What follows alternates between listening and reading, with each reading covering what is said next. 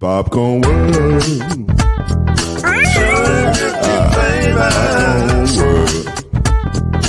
Popcorn World. Yeah.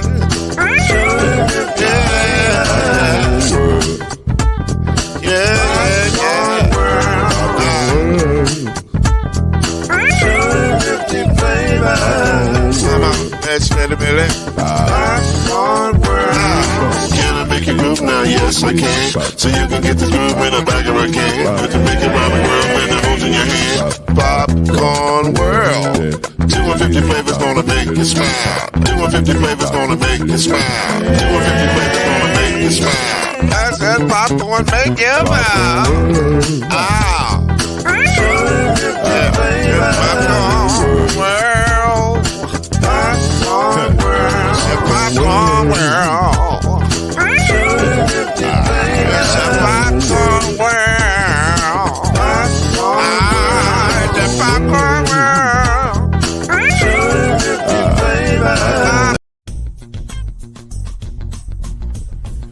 You're now listening to the Brothers of the Five. At shooting guard, it's your boy, Killer Cam. At small forward, it's Reggie Love. At point guard, C Major. At power forward, I'll be. And at center, Mr. Noise, Lloyd Spence. And now, the Brothers of the Five. Add one more plus me and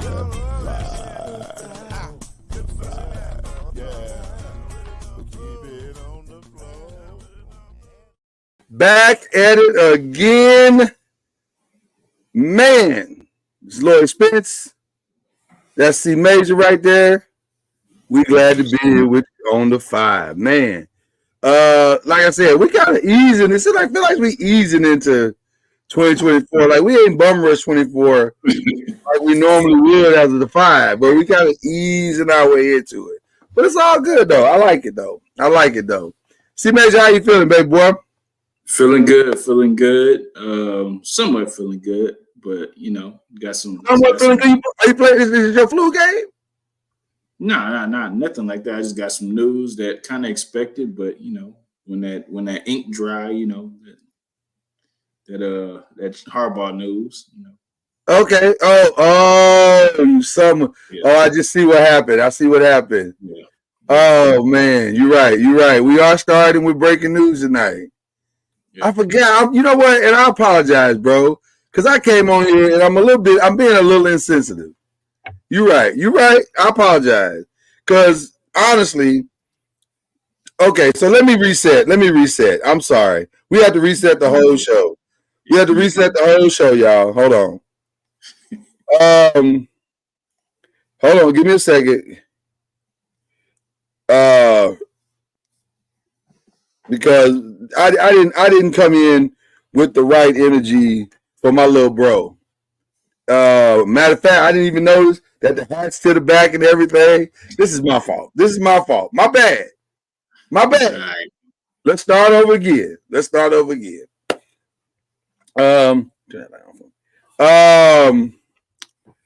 Hello everyone. It's the 5. Lloyd Spence, C Majors here, and we come on with breaking news of a sensitive nature, by the way, because of the allegiance that my brother and his family has to a particular university. This is a bittersweet day, and there's no other way to start but to say that Jim Harbaugh has accepted the job with the Los Angeles Chargers. It is a 5-year deal. There's no other information available at this time, but we thought that this would be inevitable. We felt like all the signs were pointing in this direction, but here we are. And I just want to first ask my little bro, who's coming off a national championship with Coach Harbaugh, who has labored the past, 6-7 years with him? Yeah. Going through the good times and the bad times. And finally got the national championship they so richly deserved, or stole, whatever you want to say. Chill out. No, I'm giving context. How do you feel right now, little bro? How do you feel as it relates to what is taking place right now? I feel good because he got the job done. He did what he's supposed to do. He did get the job done. Now that's true. He did what he's supposed to do. As Killer Cam comes in the building. What up, Killer Cam? What's going on, man? We're trying to come in with the right energy tonight, Cam, because as you know, Jim Harbaugh just signed a 5-year deal to coach the Chargers, which means he'll no longer be with the Michigan Wolverines. And I came in with some hype energy, some of that, that hypey E40 type, Bay Area, you know what I'm saying? And that ain't what he's feeling. That ain't what Chad's feeling. You notice he got his hat to the back. Yeah, well, you should be good. He had a Michigan showing tonight. I'm good, man. I knew what it was, man. With all those sanctions and fines, yeah, you better get up out of there. Do you feel like I know what that is? Do you feel like he's bailing, like he came party at your house and ate up all your food and left, and about to leave you with like an empty table? Like, no, I think he got the job done. He got the job done. It's a good way to exit. He got the job done. He took his lumps and got the job done. And he didn't take no lumps. Stop that. He didn't take no lumps. He was out 6 games. That was lumps. You got favored. Your team probably shouldn't even been in there, so don't do that. I was gonna say, come on, man. Can we look at this from a real place? What are we talking about right now? I'm not hating on nobody from getting the bags. By the way, shout out to Marco Meadows. He said Alabama about to strip Michigan clean. How? Alabama lost everybody and their mama and their daddies. That's true. That's true. So let me ask you a question. Sharon gonna get the job, right? It's got to be Sharon, right? Well, yes, but I can't imagine it being anybody but Sharon. Let me tell you why Sharon will get the job. Because Michigan is for sure going to get some NCAA violations. And they're not going to hand that to a white guy. Exactly. That's what I was going going to say. They're going to hand that to a black guy. A brother got to come and clean it up. So. Brother going to always clean that up. So. And then once, I think they should, but it sucks that he has to deal with all that. Now, to Sharon's credit, I don't think a lot of them kids are going to leave. They love him. They love Sharon. Yeah, so they may not save him. Yeah, they may not leave. They may not lose a lot of guys. But some guys are going to get out of there. Some. That's just how it works. Of course. That's just how it works. That's the nature of the game. So, okay, all right. Well, listen, it's going to be all right, bro. Listen, it could be worse. You could be Adrian Griffin today. And a consultant took your job. Now, we're going to hit this now because we have an NBA report that comes in question 4, but I didn't want to wait. It's just too good to wait. So, yes, officially now, even though CNN broke the news last night, but officially now, Doc Rivers is the coach of the Milwaukee Bucks. How, you might ask? Because the Bucks decided to fire Adrian Griffin yesterday.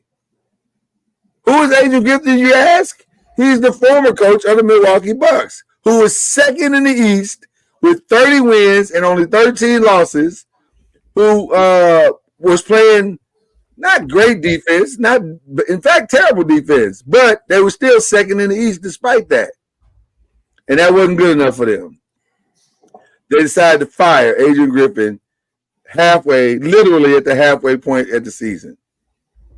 Gentlemen, your thoughts? Cam, I'll let you go first, Cam. I just need the rest of the story to surface. It's way more to it. Well, it's way more to it. There's definitely some internal stuff going on, and I already heard about practices and how the GM being at the practice, and some of the players want to adapt them to Adrian Griffin, and some words were said back and forth. So I'm really just waiting for the whole story to surface. It's unfortunate though, because now you got to get a new coach. Which I think Doc can handle the job. They got a new coach. Yeah, it's personality, right? It's all good. But that plays in favor of the Celtics, though, in my opinion. To me, that just plays in favor of the Celtics. Like, they're gonna take advantage of this. I want to ask you both this question, because for those who may or may not know, the reason why we asked the question in the promo, did Doc steal the job? Doc was brought in as a consultant. And a mentor to Adrian Griffin. He was brought in to talk and say, "Hey man, let me tell you some things you might be able to do better," and blah, whatever. And next thing you know, he got the job. Nah, that wasn't what he was there for. He was waiting in the wings. He was in the batter's box. Well, see, I don't know. Okay, but now my question to you guys is this: is that stealing a job? Or is that the Bucks giving him a job? I think first of all, let me answer your first question as far as what I think about it. I've heard some things that he got into it with Giannis's brother about something, and Giannis took offense to it. So that was something that and it just he lost the pulse of the locker room. But when you bring in somebody of Doc Rivers' caliber as a consultant, and they've probably been talking about, Adrian, all these things coming out and Adrian possibly getting fired. Yeah, they're going to bring in his replacement and say consultant. That way, all they got to do is just move you to that spot. I think it was inevitable. It was in the works. And they just, because why you do it so quick? And why you didn't do any other outside? It did happen quick. Now, let's be clear. This happened really quick. I think they had it in their minds. The story to surface, though. I'm gonna say something, and most people are not gonna like it. The rewatch gang is not gonna like it. Feel free to put your comments in the comment section or whatever. Hit me up privately if you like. It's fine. I don't care. I'm gonna say what probably needs to be said. I'm gonna talk about the elephant in the room. And I hate to say this, but I think it's true. I've watched enough Bucks games to feel like I can say this. I think Adrian Griffin was not ready. You ain't saying nothing wrong. When I watched him coach, no pun intended, he looked like a deer in headlights. You ain't saying nothing wrong. I'm just saying, he looked lost. He looked confused. He looked like he didn't know what he was doing. And listen, we all been watching the NBA for years. Everybody in this, and that's why everybody in these boxes is qualified to be here. We've been watching the NBA a long time. I've been covering sports for now 10, 15 years. I know that look when I see it. I don't know what to do. And so now, and here's the other clue that I picked up. I know Stephen A. Shout out to Stephen A. Smith, who called this months ago. Yeah. So shout out to him. I'm going to give him his credit. But I also want to say I kind of saw it coming too, and I'm going to tell you why. I have never, in the entirety of Giannis's career, heard him publicly talk and reprimand his whole organization. Yeah. I've heard him talk about other players on his team and say we have to play better, but that ain't what he was saying in the press conferences. He was saying we all have to do better from top to bottom. We were not prepared. We didn't understand the schemes. We're not running the right schemes, this, that, and the other. So that says to me, Giannis, like you said, Chad, that gives credence to what you're saying, that there was something wrong. There was a complete disconnect between the coach and the team. And to have lost this team this fast, this early in the season, bruh, you're not ready. And we say that all the time on the show. There's a big difference when you slide down 2 seats. Yeah. It's not the same. It's not the same. So it's okay. It doesn't say that you're a bad dude. It doesn't say that you shouldn't get a second chance. It just means you're not ready right now. And I know everybody saying, yeah, but he's had 14 interviews. Maybe he needed 25 interviews. He thought he could Mike McCarthy the situation. Huh? He thought he could Mike McCarthy the situation. What does that mean? He talk his way into it and figure it out. And as far as his talent, he had the talent. Well, I wouldn't say that because Mike McCarthy comes with a Super Bowl ring. Because so at least Mike has done it. He had enormous talent. Yes, we wouldn't know where Adrian Griffin would end up. No, he had the second team in the league. So we don't know if they would ultimately got to the championship. He rode on the coattails. In my opinion, they could have made a phone call, which they probably should have done if they make it, before Adrian Griffin got hired. They could have called the Lakers. they could have called the Lakers and asked about Darvin Ham, who probably was the closest to the organization. They probably could have done that. I think they've messed up, and listen, some of this is going to be on Giannis because I think they pulled the trigger way. Listen, I'm not getting rid of my point guard because I can get Dame, who don't even play 80 games a year. They had a good team. They were just hurt. Yeah. I mean, Middleton went down. He was hurt. And we've been picking our picks for the last 2 years, 3. And everybody is Milwaukee is right there at the end with everybody. Right. So I think they panicked. I don't think they had to make the moves that they had to make. I don't they think should have fired Budenholzer. They shouldn't have done anything. Budenholzer won the championship. Just get healthy. Yeah, just get healthy and stay the course. Other than the Lakers and the Cowboys and the Yankees, who does that though? Like somebody trying to break their door down to go coach at Milwaukee. You know what I mean? Who does that? That's crazy. That's a good point. That's a great point. That's a great point. They still paying all those coaches that y'all mentioned still. Yeah. I don't know if I disagree with what you're saying, Cam, because Budenholzer, for those who don't know, he had lost his brother. Yeah. And so that'll mess with anybody. You're not gonna be the same just when you lose somebody that's close to you like that. So maybe he just wasn't quite, and then you got your guys hurt. Giannis doesn't play the first 3-4 games of the first round. You know what I'm saying? So,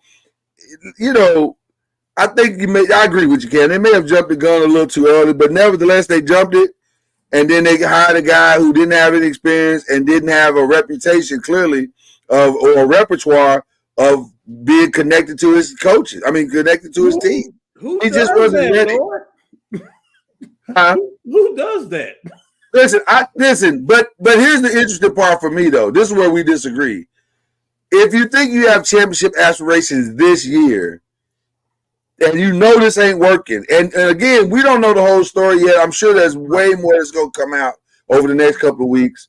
Then maybe you do gotta bail. Now let me say this. This is the other part that you can, like I said, you can email me, DM me, whatever. I don't know if Doc was the hire though. Yeah, didn't they have, when Adrian was interviewing, didn't they have like Terry Stotts and some other people out there? But Terry was on the staff. Terry was on the staff, and they got into it, and he quit. Yeah, he quit. Okay. Let me say why. Let me say this. Why I say that about Doc. Doc ain't. We've been critical of Doc for years. Well, and not just the critical nature of what I'm saying, but Doc is not necessarily proven his ability to manage talent perfectly yet. Like he did well with the Celtics. Like there's more I don't do it right than it is I do. If you look at the history, there's more I don't necessarily manage it right than I do. Him and Chris Paul didn't get along. Blake Griffin at some point they fell apart. The whole Clipper thing fell apart completely at the end anyway. He goes to Philly. That don't work. You know, Joel and them get along, but him and James Harden don't get along at all. And then the Ben Simmons thing falls apart. I'm just saying there's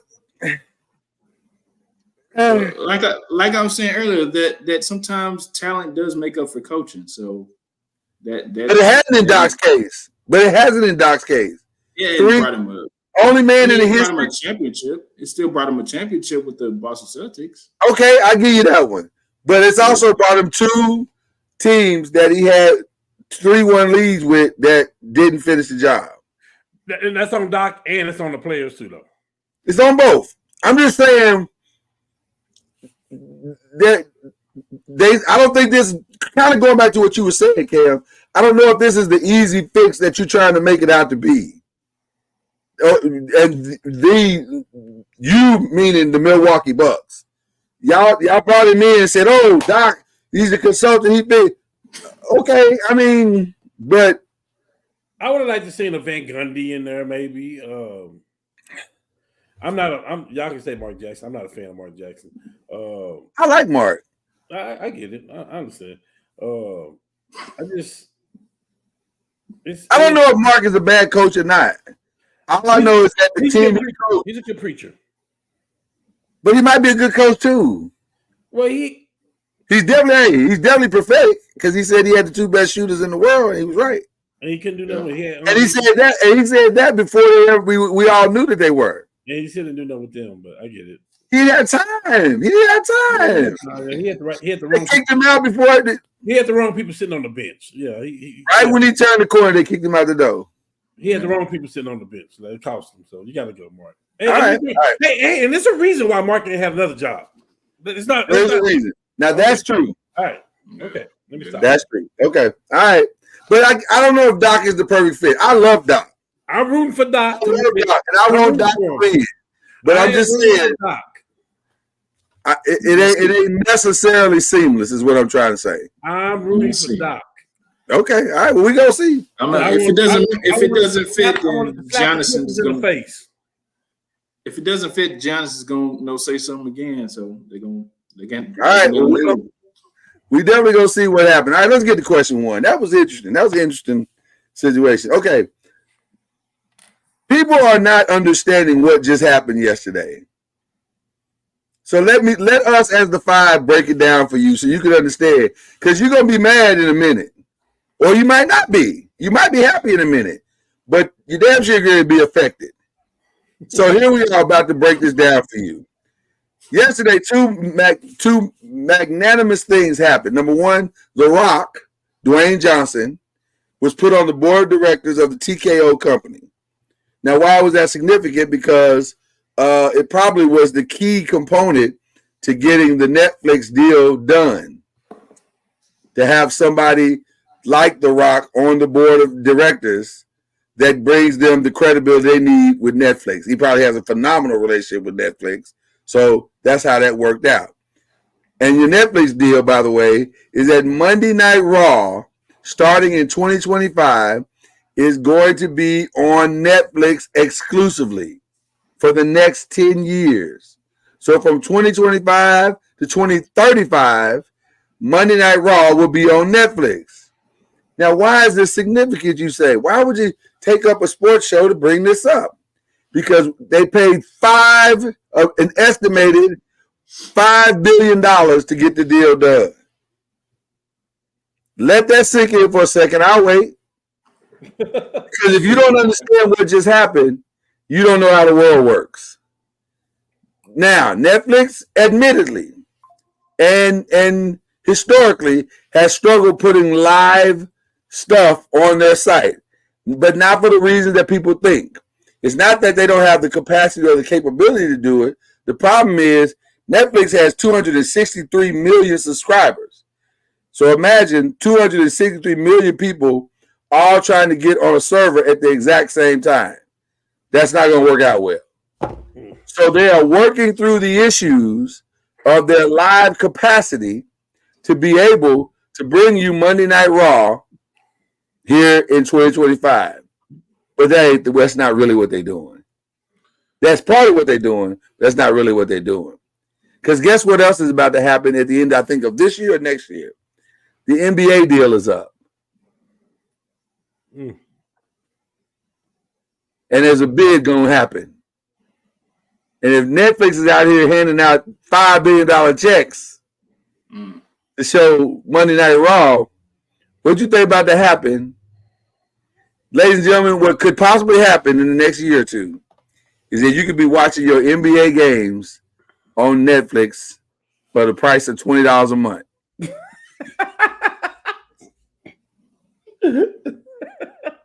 Yeah.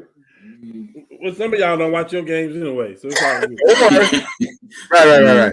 Or you can be watching UFC matches for a higher price of $25 a month. Movies, UFC, and WWE all at the same time. Yeah. Sports and sports entertainment to me is about to change dramatically. I learned something else this week. Did y'all know that Tubi is owned by Rupert Murdoch? I did. No. I didn't know that either. I was like, wait, what? When did that happen? Ladies and gentlemen, the streaming, first of all, what you know as TV has already started to shift anyway. But in the next 3 to 5 years, TV is going to look completely different. And what we call network TV going to look completely different. Now, I asked my brothers right now, do you think Netflix could pull off one of the greatest shifts in sports history and snatch not just the WWE away, which they've already done that, but could they also snatch away the NBA? Because I don't know if the NBA just loves being with YouTube. Yeah. They're not really Go ahead. Is the deal starts in 2026? No, it starts in 2025, right? Yeah. Yeah, right. This starts in 2025. So they have time to work out all of the live issues. Well, here's the thing. WWE has a contract also with Peacock, I think through 2026. I learned this at 6:30 in the morning by my 60-year-old son. He said, "Dad, do you understand what's going on? Like, this means that this means Netflix is about to have Peacock too." Like it's my 60-year-old. Like, bro, man, let me do some investigation. Man, it's 6:30 in the morning. Don't you gotta go to school? Like, Jesus. Peacock has all the old vault stuff. So I don't know how. I mean, if they buy them out, that'll be. Well, they have the vault stuff and they have the pay-per-views. And they have the live, yeah. That's right, they have the live pay-per-views. Yeah. But I agree with you, Cam, that you paying $5 billion, you want more than Monday Night Raw. Yes. It'll eventually happen. And Fox should be shaking in their boots right now because SmackDown is next. No, that's my son. That wasn't me. I don't want y'all to think. Listen, your son is on point. He understands the game. But I'm telling you, I think the NBA is in play. I think sports as we know it and sports entertainment as we know it is about to dramatically shift. And if you're not willing to pay a premium to watch it, you may not be able to see it anymore. True. Disney may be in trouble. ESPN gonna have to pony up some dough, of which that means a lot of folk ain't gonna get fired. Yeah, it's the thing that Netflix is so powerful because like probably 75, 85% of people have Netflix right now. So, or they have somebody's Netflix account. But exactly. So why not just get all these things when you already have the people already? Go ahead and get them, the NFLs, the NBAs, the WWEs. So there's two things. Number one, Netflix is global. Let's start with that. 253 million people watch Netflix. They're not all Americans. So that's number one. So it immediately helps you expand your brand, which is exactly what the WWE and the NBA want to do, expand their brands. So I'm telling you, don't sleep on this deal. This could be the turning point. We may have witnessed yesterday the turning point of all sports and sports entertainment, because Netflix will absolutely be a viable player. Now, Rupert Murdoch owns Tubi, so he's gonna make a play because over the last year wouldn't realize this, but he's built Tubi into a 67 million subscriber company, and they got a nice model to their company. So they'll be in the conversation. But if Netflix is handing out $5 billion checks, the conversation may not last that long. Yeah, and I heard the deal was like 5 years, and then after 5 years, they can re-up to a new negotiation or something like that. So that's... And honestly, the whole thing hinges, if I understand it correctly, of how seamless the live part is going to be. In my mind, I think that's where it's all going to head. Because if Monday Night Raw can be live, like it always has been, and it does not interfere with the flow of a regular Netflix consumer, game over. Monday Night Football, Netflix. You think they did this because of Hulu doing live sports and different? Absolutely, they had no choice. Netflix was always going to have to try to figure out a live component once Hulu did. But Hulu started with the live part, so they didn't try to start their model any other way. But Hulu don't have the library and the licensing that Netflix had because they got a 10-year head start. So Disney's going to try to get in the game. And right now, Disney kind of has the game because they got, but let's be clear, this is not a small thing. So to be continued, ladies and gentlemen. To be continued. All right, let's go to question 2. All right, ladies and gentlemen, NFL playoffs, the division round is over.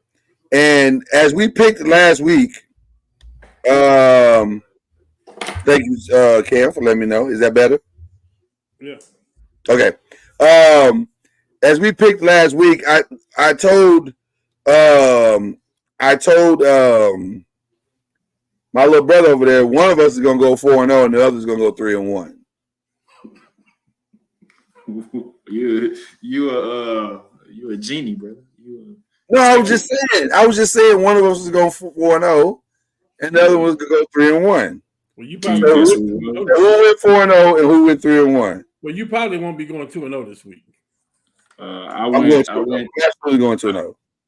I went 3-1 and you went 4-0. There it is. Yep. Got it. Covered. Let's talk about the games. Why. And let's talk about the game that everybody wants to talk about, which is the Chiefs versus the Bills. I'm going to go right to it. We're not even going to waste time. Did Josh Allen lose that game for them?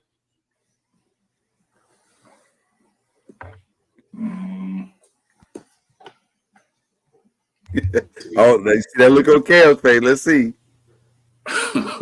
I mean, he did a lot. He did a lot to keep them in the game. So, I mean, I don't necessarily think he lost the game for him. But, I mean, you can't just have one person take the fall. So, I'm just saying the whole Bills squad lost the game. But, I mean, he did a lot of things to keep them in the game. So, So you say no? No, I don't think so. Okay. Cam, what do you say?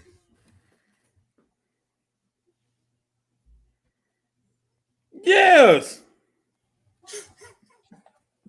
You the leader. Yeah, you the one pumping your muscles and all that stuff and talking all this big talk. Yeah. It's you, Josh. Yeah. You this fake hero that you want everybody to worship. Yeah, this is you, Josh Allen. Yeah. Oh, yeah. You get this same, you come over and get this same scrutiny that Dak Prescott get. Yeah. Yeah. Excuse my language, the great white hope. You come over here and get some of this that Dak Prescott getting. Yeah. Oh, yeah. Yeah. Yeah. Again, you can email me or DM me for what I'm about to say. I had to call our good brother, because I wasn't able to reach the two of you. So I called our other good brother, Reggie Love, this week, especially Monday, because I was livid, through the roof mad. And I'm gonna call the brother out, and I say it with all affection and love, because on some aspects, I think he does an outstanding job. But this one issue, he is an idiot, and I would tell him that to his face. Dan Orlovsky, stop it, please stop it. Josh Allen, first of all, nobody has questioned Josh Allen's talent. This has nothing to do with his talent. The boy can sling that field. He is outstanding, but he also has not proven that he can take this team to the next level and get you to that next thing. Now, the Stephon Diggs drop, I stall you out on that one. Stephon should have caught that ball. I stall you out on that one. Yeah. But the other two throws, number one, they were good plays by the DBs. So clearly you threw the ball in a way to where the DB was able to make a play on the ball. So you could argue that's a little bit of Josh, that's a little bit of the receiver. But you give credit also to the defense. But them last two throws, nah, all you, brother. And I don't want to hear one more person say, well, Chris Jones knocked him. No, he didn't. No, he didn't. Go back and watch. For those who were saying that, go back and watch the damn play. Chris Jones drives the guy towards him, but there's a clean pocket that Josh could have stepped up into, taken just a half a second, and tossed the ball to Skyler. Touchdown. Touchdown. The guy's wide open in the end zone. Touchdown. And then the other throw on third down, I don't know what the hell that was. That was just bad. I don't know why you was throwing it over there. That was just terrible. But that's not to say that Josh didn't keep him in it. That's not to say that Josh didn't have him put in position. That's to say that if we're going to call you great, you got to do great things. Yeah. The reason why we call Tom Brady great is because Tom Brady, with a minute on the clock, will drive his team down the field and score. Reason why listen, for all Eli Manning's faults, and there were many, one thing that he was phenomenal at is in the fourth quarter of a game, if he's down, he could drive you down the field and go score. Did it many, many, many times in his career. So the great label, I'm sorry, I love you, bro, but you good. You ain't great yet. And I don't think there's anything wrong with that. No, it's not. But he keeps running into that buzzsaw Kansas City, so it's just. Well, now you running into all the buzzsaws. Well, but Patrick Mahomes been running that conference for a good minute, so. Well, both of them have been glad Joe Burrow was hurt, in my opinion. You think Joe got him? I think Joe that guy. I think he been to the Super Bowl, then the AFC Championship game. Yeah, I think Joe that guy. Yeah, he the one I want. Yeah, for sure. Yeah, wow. I think it would have been a different outcome. Well, I'll say this. I don't know about the Joe part, but I do know this. All right, there you go, Cam. Just saying. I don't know about the Joe part, but I do know this. I was praying that Kansas City won. I wanted Kansas City to win. Me too. And the reason I wanted Kansas City, you want to see that matchup. Well, not just that. I don't want Lamar to have any excuses from the outside saying, well, if Patrick would have got there, if Josh had to put Patrick out, Lamar wouldn't have got to the Super Bowl. Well, now y'all can't use that. Yeah. And Lamar can't use that. So if Lamar wins this Sunday, it's because he put Patrick out. And I'm assuming you picking Lamar. We'll get to that in a minute. Yeah, okay. We'll get to that in a minute. All right. So that was Kansas City Buffalo. Great game though. Phenomenal game. Well, great offensive game. I ain't gonna say the defenses were great. Defense was okay. It was a good game. I didn't think the defenses were great. My opinion. I mean, it was definitely offensive game for sure. Yeah, it was definitely an offensive game. What about San Francisco Packers? What y'all think about that one? Must see TV. Man, that was good, man. They were a lot closer than I thought it was going to be. I thought, they ran into the hot Green Bay Packers, and I didn't necessarily think Green Bay was going to be in it like that. And they were in it. You call Green Bay hot? They've been hot. You wouldn't call them out? You wouldn't call them out? No, I'm just asking Chad. Why you calling them hot?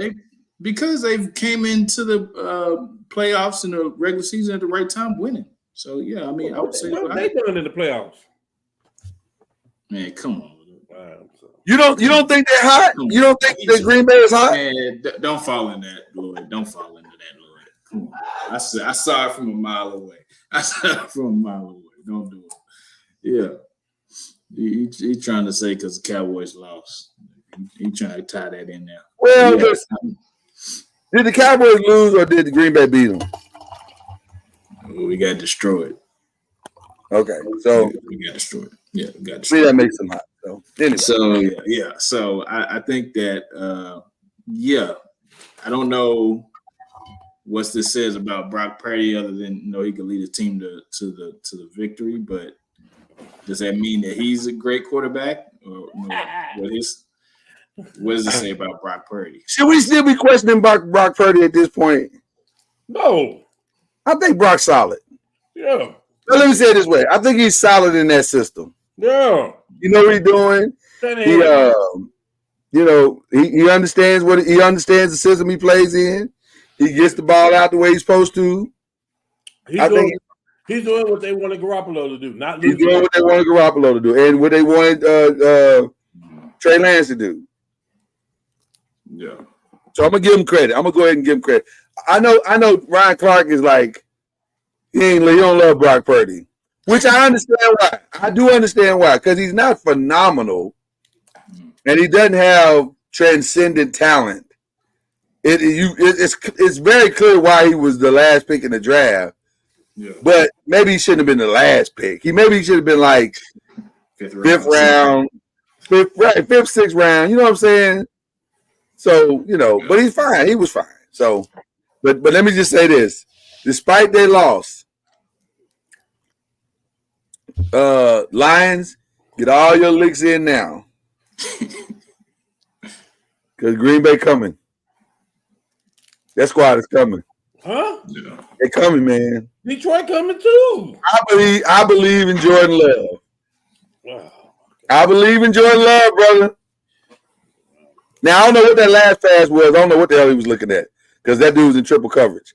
But I believe in Jordan Love. I do. I think kids. It's kind of shocking that they're that good. So I mean, he's been behind one of the greatest quarterbacks, so he got to pick up something. One playoff game, man, and they didn't play nobody when they beat him. He was oh, the shade. Is it the 5 or the shade room? Man, he's behind one of the greatest quarterbacks, so you got to learn something at this point. So take all. He learned, brother. He learned. Hey, he picked it up well. He picked it up very well. I believe. And I'm talking about they got the receiving core. Did they ever make a mistake?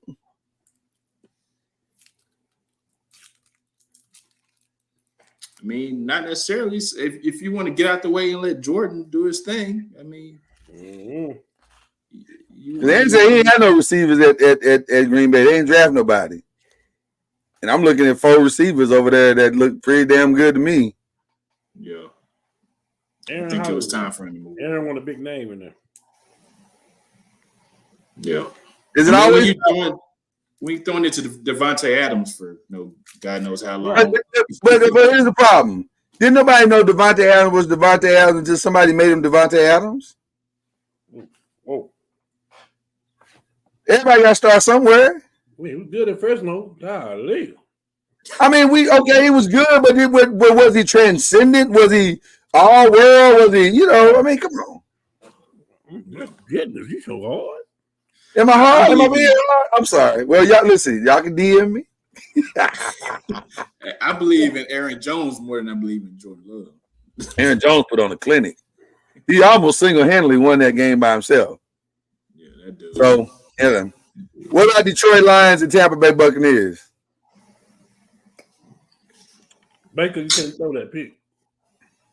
Nah, can't. Comeback player of the year. Can I say this, man? This sounds bad.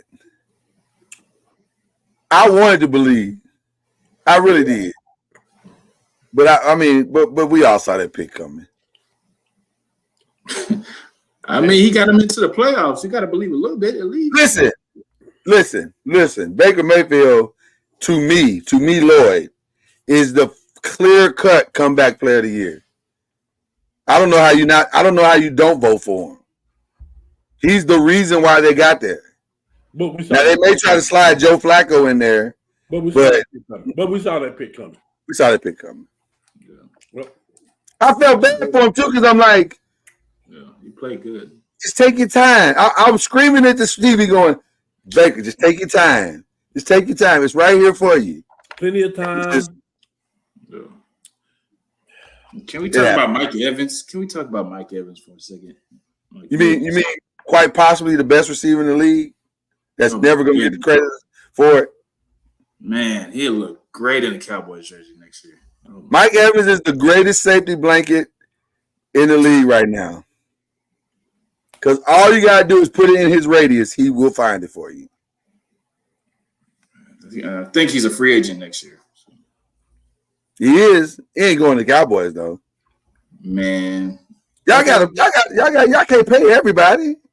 We're not trying to. Y'all can pay Stephon. No, he ain't coming. Well, you know what? He might take a pay cut and come. I don't know. Yeah, that's what we need. We're gonna get to Dallas in just a second. We are. But what about we are? Well, we got some stuff to talk about.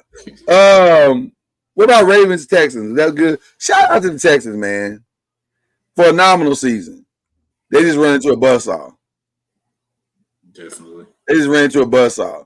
And for one half, it looked like it was going to be a really good game. Yeah. Even though it really didn't, because it just looked like that because of that special teams touchdown. But it looked like it was going to be a really good game because it was tied. But then that second half was like, nah. Yeah, they stopped playing. They stopped playing with him at that point. The Ravens was like, nah. Man. Cam, you don't believe in the Ravens? Huh? You don't believe in the Ravens? Yeah. Okay, I'm just checking you out, man. I mean, CJ Stroud had an impressive first year. So I think it's beyond impressive. I think that division is going to be one of the best divisions in football for the next. They're going to have at least 3 teams battling out for that division every year. And 2 teams are for sure going to be there. I think the Colts and the Texans are going to be at each other's throats for the next 5-10 years. Stroud led the league in touchdown to interception ratio. Yeah. Man. I'm telling you, the Colts and the Texans are going to be right there together every year. If Anthony Richardson, all Anthony Richardson got to do is just, take some time. Al Brown said take some time. Shout out to Al B, to the great Al B. Yes, sir. He said not lose games. That's the criteria for great. Woo.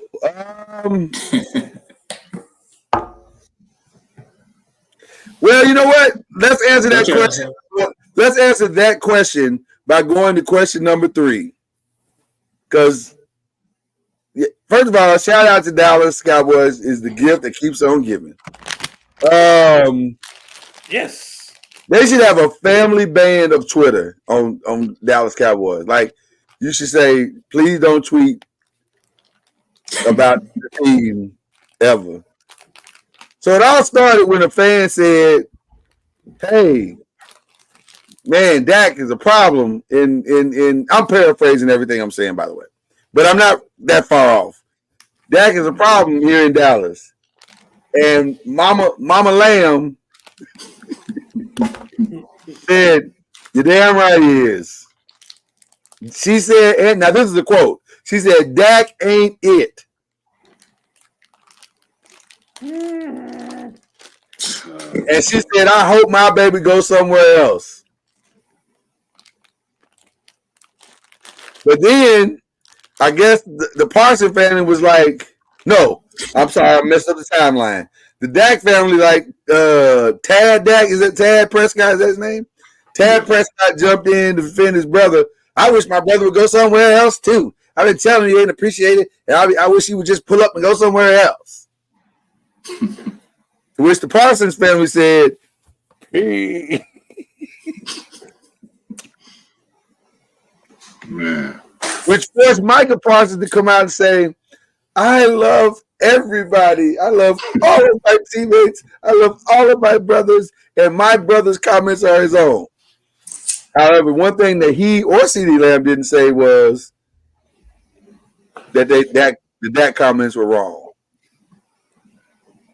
The question I have for you, gentlemen, is there big trouble in Big D? And to Alan's question, is the criteria to win games or to not lose them? And is that where Dak is failing?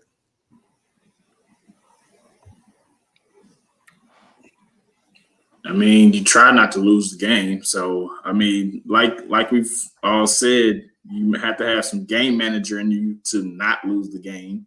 And then you have to have other aspects of the football team to help you not lose the game. But isn't game manager the bare minimum? Like, that's where you're supposed to start. Like, we know no turnovers. No turnovers is game manager, right? Don't turn the ball over. Yeah. Okay, so that's the baseline. That's the baseline. Don't lose the game for it. Don't do things to lose the game for it. Well, yeah, don't have your turnovers create points, basically. Right. Don't let or you're right. Some version of points, whatever that is. Yeah. 100% agree. So now like his thing is his turnovers create points. And then at that point, you're at a deficit, which now the defense has to try to do what they need to do. But Chad, they behind the 8 ball. But Chad, yeah. I'm looking at the score. The score says 48-32. Yeah, because that wasn't all his points. That wasn't all his points. Okay, so Green Bay was hot. So yes, they're going to score points. You can't give them 14-point head start. And then your offense can't get into the end zone. And then if your offense can't get to the end zone on a 14-point head start, the defense is going to suffer because your offense is going 3 and out. And then your defense got to go back in there, keep defending. I mean, what you want them to do is they playing behind the 8 ball, bro. So it's the offense's fault that they gave up 48 points? No. I'll take the 14 points off. I'll take the 14 points off. So that puts you at 34, right? 34, yeah. Okay. So that's the offense's fault that they gave up 34 points? No, not at all. I'm just saying one goes hand in hand. I'm just saying, one goes hand in hand. The highest scoring. Man. Wait. Hold on. Go ahead. I'm listening. The highest scoring team in the league They were scoring 31 points a game. Yes. And then they score points in garbage time. It shouldn't even be 32 or whatever that they scored. They were garbage points. I agree. The game was already over at that point. So it would have been totally, the offense would have been totally mute at that point because they were scoring garbage points. I'm going to say that one goes hand in hand, bro. You can't have your defense be in behind like that. I'm going to say this. This is a tough one for me, man, because I understand what Cowboy fans are attempting to say. First of all, this is so multi-layered, this conversation. So from the fan perspective, I'd like to look at it and say, I don't think this is all Dak's fault that they lost the game. No. So that's what I'm going to start with that. I'm not saying that either. I'm not saying I don't think you are. But I understand what you are saying. And Dak did not play his best game. Even though he put up 400 yards. Ultimately, he didn't play his best game. So I'll start with that. But I'm also going to say this. This is a problem. This is not a small problem to me. Because the fact that CeeDee Lamb and Michael Parsons got a podcast, y'all. Yeah. He is the football version of Draymond Green. He got a lot to say all season long. Except that I ain't heard no show about this yet. I've been waiting for it. Have you seen it? Nope. Cam, have you seen the Michael Parsons show where he comes out and says, hey, man, I love Dak. And Dak is my guy, and we are boy. See, now Jay Jordan coming out about intellectual haters. See, that's spoken like a diehard Kool-Aid drinking Cowboy fan. Golly. This ain't got nothing to do with intellectual hate. This is just reality. Yeah. Why won't his team? I have not heard. He should be validating for him. I have not heard one teammate step in front of a microphone or a camera. And we talk about the new media and they control the narrative. Then get on uninterrupted. Get on your L. Open up your own damn camera and go to Instagram. Come on, man. Chill out. Even Terrell Owens is crying over Tony Romo. I'm just saying, where are the tears for that's my quarterback? It's not fair. It's my quarterback. I ain't heard nobody say it. I heard the owner say it. I ain't heard a coach say it. I ain't heard a quarterback's coach say it. I ain't heard a Dallas Cowboy cheerleader, the vending machine guy. Nobody is speaking up for Dak at all. Maybe that's the thing, though. Maybe that says it all. Silence says it all, bro. But this ain't Dak's fault. Y'all not losing because of. Let me tell you something. Nobody misses the NFC Championship game for 30 years because of one guy, right. Unless the one guy is the owner. Yeah, I mean, that's it right there. That's it right Don't give me the microphone in. Go ahead, Cam. I'm sorry. Well, I ain't got nothing to say about that. The Cowboy team. I don't like Dak. But Dak, you don't like him? I don't like Dak. No, but Dak put up an MVP year this year, and if we're gonna blame the playoffs on Dak, I'm like, you really need to do some soul searching. And I don't like to talk about the Cowboy fans, but I would say, even I would think it would be good not having Zeke there. They miss Zeke. They miss somebody inside that. They miss somebody pounding the ball, yeah. Yeah, they missed that in the short yards and stuff like that. Now, I think they found the stud, though. I think this year they found the stud in Ferguson. They got to figure it out. Ferguson is the real deal. They got to figure out what it is. But I am not hanging this season on that. Or the playoff game. Not all of it. I'm not putting it on him. No, I'm not. I think coming out of the season, there's three things that you should be, as a Cowboy fan, you should be able to count on. You have your quarterback. Mm-hmm. You have your tight end. You have your number one receiver. Mm-hmm. Now, everything else is up for negotiation and movement. But at least you got those three things on offense. Let Pollard walk. It's probably best. Let him walk and go sign Derrick Henry. Can I ask a question? Just as a side note. Just as a side note, can we ask a question? Mm. Are you as shocked as I am that Pollard didn't step into it in a bigger way? Like, I was really kind of surprised. And I don't know if that's play calling or what, but I was really surprised that he didn't step in a much bigger capacity in that running game. Well, I think it is play calling, one. I do blame Mike McCarthy on a lot of things and time management and different things like that, and play calling is one of them. I think we also forgot that he did have a leg injury, so that is he's not going to be the same player that he was. Well, he's not getting his money. You know that, right? Oh, I don't care. I don't care. Because we see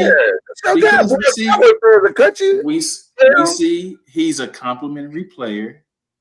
He's a complimentary player. He needs to be sharing the carries with somebody. I really thought Rico Dowdle should have got the early carries, and then they used Tony Pollard like they've always been using him.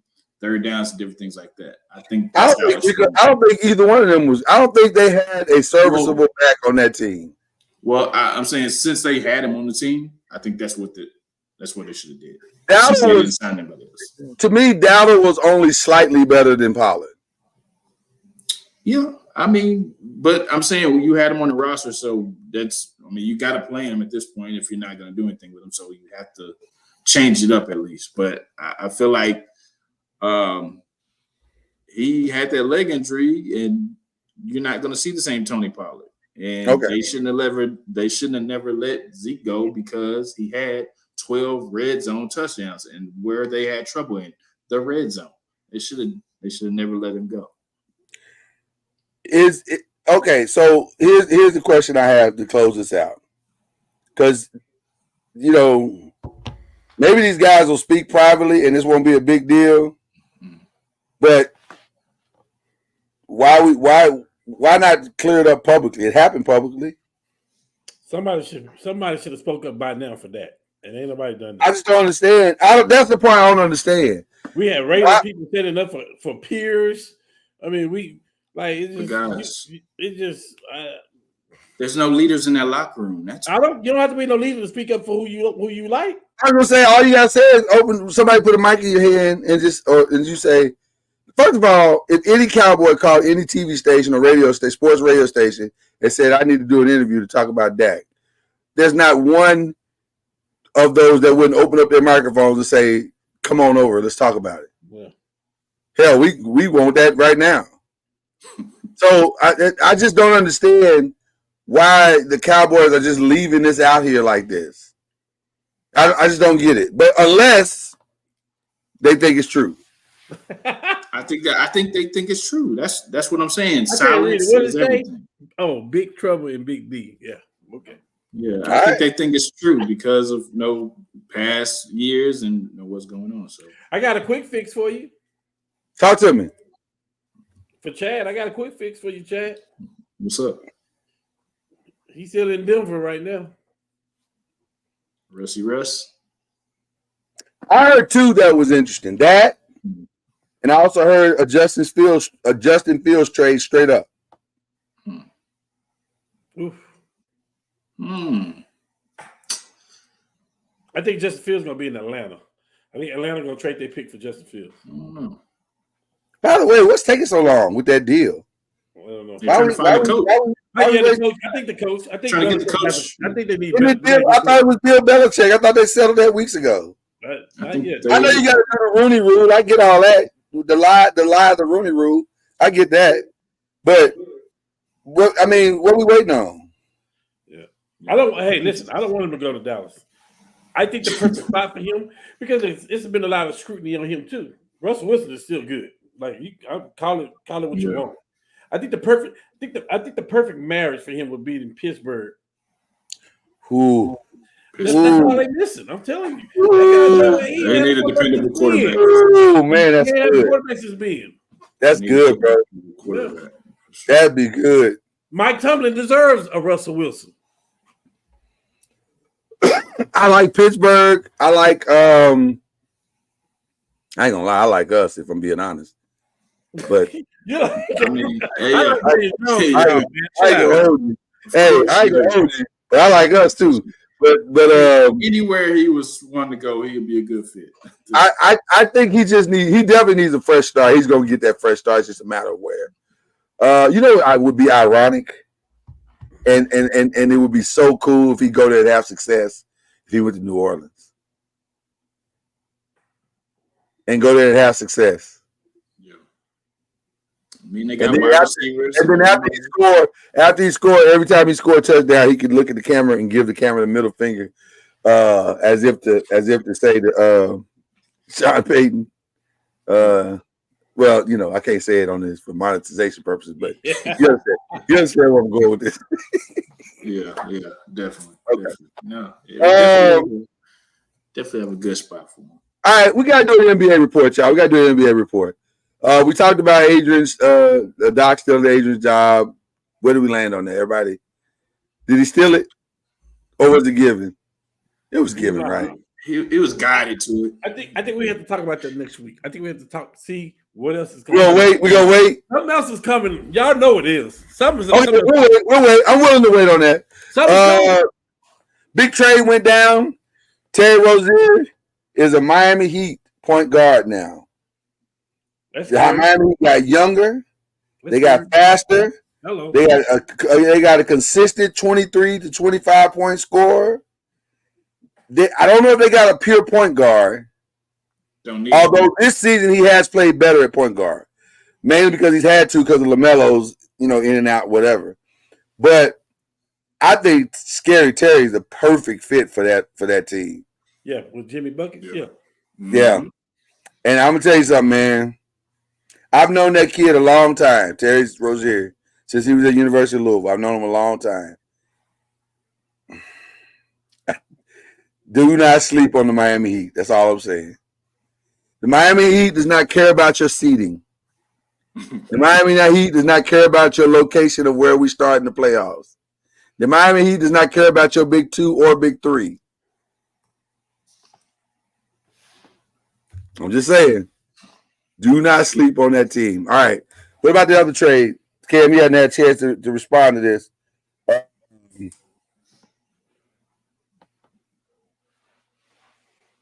Oh, I like it. Listen, Siakam is the perfect fit for any team. That's what I can say. He is. The Mavs needed him. The Lakers needed him. The Knicks needed him. Boston needed him. Like, he's the perfect fit. He's the perfect player, man. Like, I want to ask you a question, Cam. Did the teams that needed him most do enough? Why didn't they do more to get him? The teams that needed him most. I think with what they have right now, I think he was the missing piece for two teams, for the Mavericks and for the Thunder. I think he was the missing piece. Well, that's why I asked the question. The Thunder, I believe, could have made a run this year with Pascal Siakam. We know what they want, though. We know exactly what the Thunder want. They want marketing. They want lower marketing, and it's probably going to happen. Wow. Yeah, it's probably going to happen because they got 1,000 draft picks that they can give. Who do you get rid of, Giddey? I don't think you have to get rid of a lot of people because you got 1,000 number one draft picks. You do, but aren't they going to want to? But if you're the Jazz, don't you got to get something back? 1,000 number one draft picks. Are you taking? So does it mean you're taking the season if you're the Jazz? If the Jazz get 3 number one picks from them, that's well worth it for marketing. Okay. All right. Especially when he can walk away after the season. All right. Joel Embiid scoring 72. Thoughts? He's up there in the MVP voting for sure. I disagree 100%. I disagree 100% on what you just said. You don't think so? He is not up there he is the MVP. Well everybody until further notice, Joel Embiid is playing out of he is making his MVP run look like it shouldn't have like we gave it to the wrong guy last year. Whoa, he got it last year. That's my point. He is playing so well this year that it makes it look like we gave it to the wrong guy last year. Like we should have just waited one more year, bro. And let me tell you, as a former big man, the way he got his 72 points, I bow down, sir. Because that was work. He put in work. 1-3.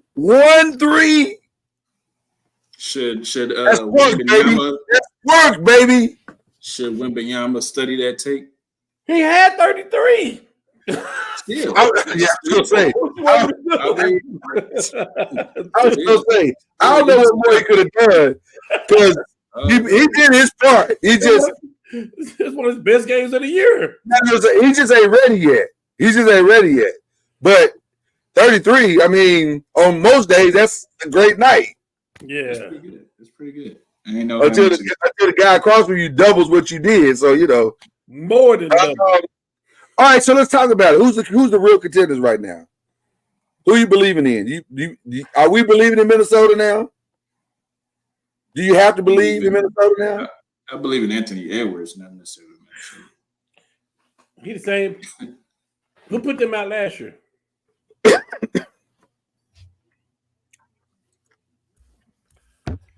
No. I'm just gonna say this to Cam's phenomenal point that he just made. Well, it's gonna sound crazy. Again, you can DM me, email me. It's fraud. Anthony Edwards needs some help. He needs some help. He needs some help in a regular season game. They, as well as Oklahoma, are very challenging to play because there are two teams that are selling out to the regular season. And that's fine. Nothing wrong with that. We called that at the beginning of the year. Huh? We all called it at the beginning of the year. Yeah, we all called it. We all said that. So that's fine. But Anthony Edwards, when it's going to come time to hit, when the rubber's going to really hit the road, ain't nobody going to let you get all them points, brother. Nobody going to let you do any of that stuff you're doing now. You going to catch these double team hands, brother. I can't wait. Oh, yeah, he definitely about to do double team. That boy Ron C is so thinking that Anthony is the next guy. I can't wait. Well, let me say this. He could be, but not this year. He needs help. He needs some help. He got to get some help. He has no help. The way Jokic playing, the way MB playing, the way HGA playing. Right. He ain't gonna be that guy. Didn't Cat score 62 the same? Yeah, but that was fraudulent. Yeah. They were forcing him. That was fraudulent 62. Yeah. They and first of all, you beat who was the Rockets, the Jazz? It was somebody that didn't deserve to be on the court with him anyway. So will his next step be on a different team with that fix everything? I still no. Anthony Edwards ain't going nowhere. That's his team until he makes a trade demand. That's his team. But I still think they need to make a trade. I do not think Rudy Gobert and Cat work well together, and I think they're sacrificing scoring for defense, and the defense is fine. It's okay. It's a good regular season defense, but it's not a playoff defense. I think this defense has hit the ceiling that it's going to hit. It ain't going to get no better than what it is. I agree. So we'll get back Andrew Wiggins. We'll get back Andrew. Cat. Look at him always trying to lobby for his squad, ain't he? But I ain't mad at you though, because I'm trying to lobby for ours. We trying to lobby for ours, so I ain't really that mad. They need to trade Gobert for a 3. They need a 3. They need a legitimate 3D guy. Yeah, I agree. So who is the real deal in the East and West? Is it the Clippers? I keep hearing a lot of Clipper noise. The Clippers. A team that we've already beat twice. Yeah, you can say that, but and we should have beat them last night. Without LeBron, exactly. Without LeBron. When it comes down to it, you just got to figure out who you're going to have. You either going to play Paul George or Kawhi. One of them going to be hurt. Y'all know that. But let me say this about the Clippers. They don't have a bench. They don't have no bench. So, again, when the playoff comes, where are they going? I like the Clippers.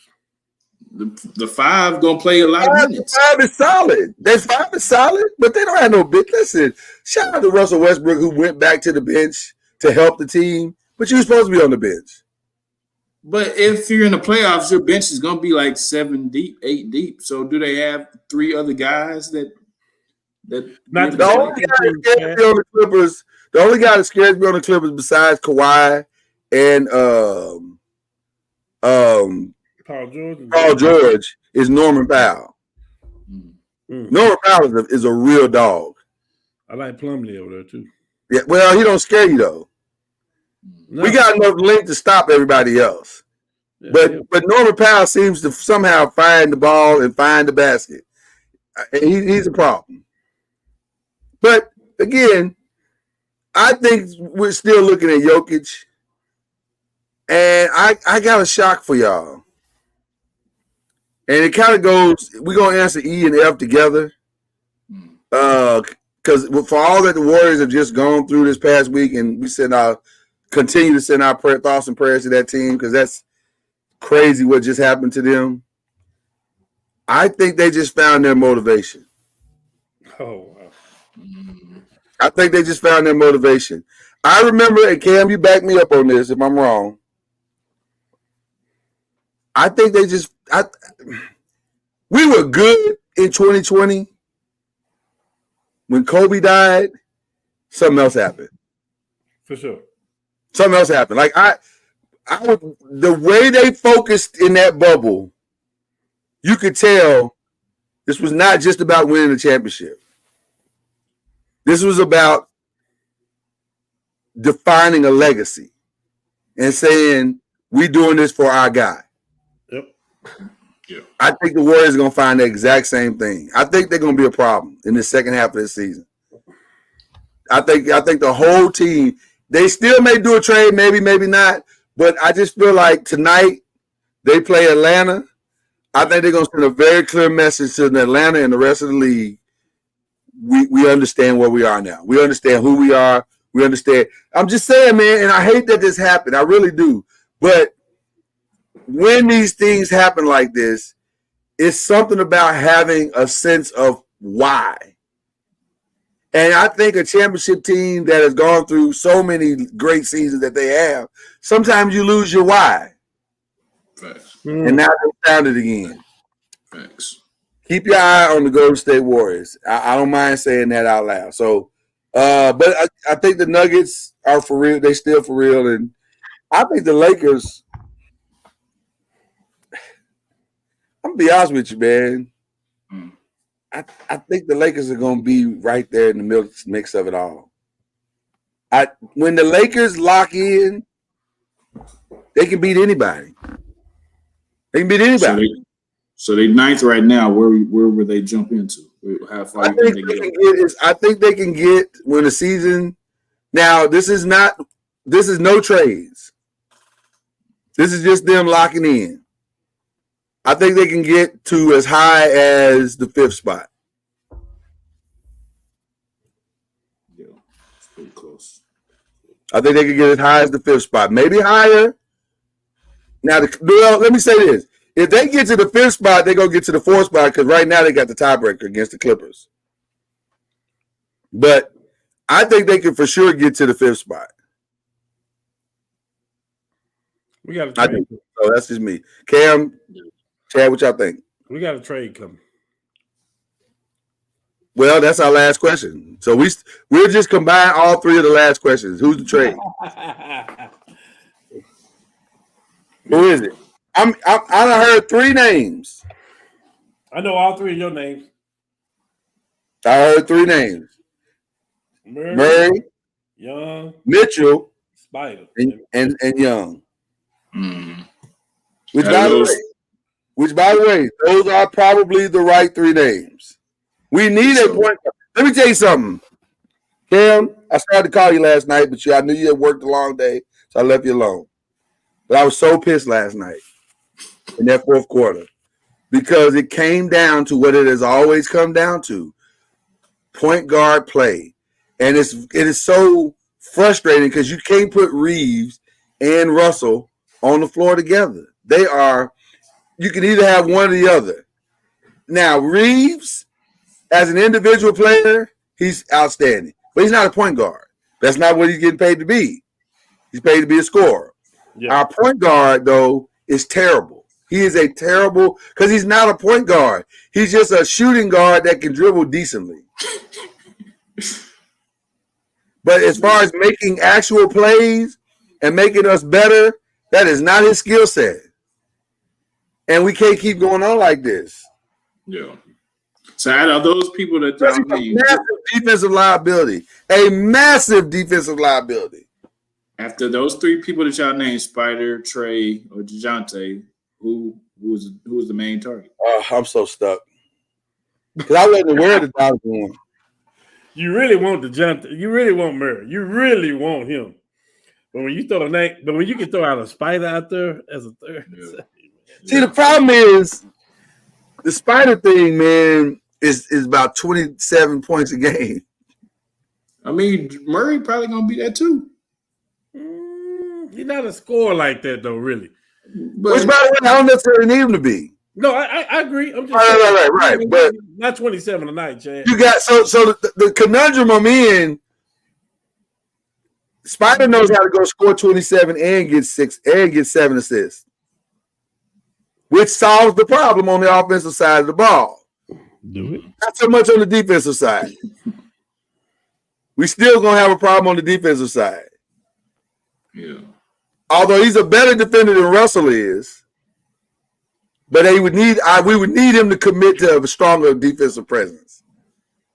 But I don't know. Cam, where you at with it? Well, a couple of things. For one, it's twofold. For one, you got to see who plays better when they're over there and AD and LeBron's doing a pick and roll over here. Who is that guy that's better over there? Is that Young? Is that Murray? Whoever. Because at the end of the day, it's going to be a pick and roll between LeBron and AD. When you're down 5 or 5 minutes to go in the game, or LeBron going to have the ball in his hand. So who plays better off the ball? Well, you notice I didn't even bring Young up. Exactly. yeah. Okay. So who plays? But you have to think about Young too when it comes to this. By the way, I think Trae Young gonna be somewhere else. I can tell y'all where he's gonna be at. But you got to think about Trae Young too about this. It's everything about the Lakers. It's all about Bronny at this point. Because if Bronny entered the draft, LeBron is not picking up his option because he wanted to go play wherever Bronny is. So Bronny, and that's the cold reality. And we knew this 3, 4, 5 years ago. Bronny been saying, I want to play with my son. So if Bronny, which I don't think Bronny's going to hit the draft. He bet not because I don't think so either. I think he's going to do at least another year. Yeah, Bryce can hit the draft before Bronny could. But that's I agree. No, real talk. That's real talk. Yeah. Yeah. So it kind of depends on that. I think right now this year you will really need to take him out, take Young out, and the third option you probably put in there is Levine. Plus because of who Levine agent is. Plus, because Levine want to be a Laker, so you have to throw that in there. I mean, you do. It's reality. You do. It's reality, but you got to think about life without LeBron. What makes sense? Life without LeBron. You got AD. Gut feeling. Will we meet again in a week, right before the trade deadline? Because I think it's going to go down before the trade deadline. Trade deadline. Your gut is telling you it's going to be Murray. I agree. To me, Murray makes the most sense, and it's the easiest person to put into the offense and defense, and you're not having to force it to work. It looked like jail. It's easy. Yeah, it's easy. Yeah.